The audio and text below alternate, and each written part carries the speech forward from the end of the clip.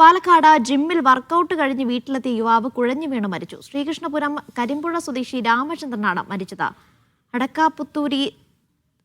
അടക്കാപുത്തൂരിലെ സ്വകാര്യ മരമില്ലിൽ മാനേജറായി ജോലി ചെയ്യുകയായിരുന്നു.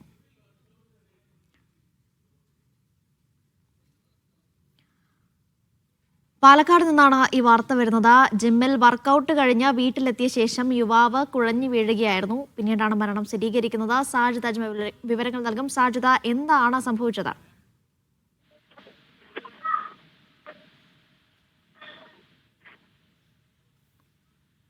സാജിദ, കേൾക്കാമോ?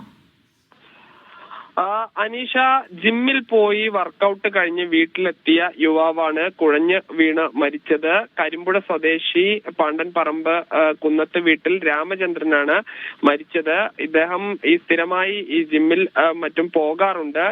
ഇത് കഴിഞ്ഞ് വന്ന് ഏതാനും സമയത്തിനുള്ളിലാണ് മരിച്ചത്.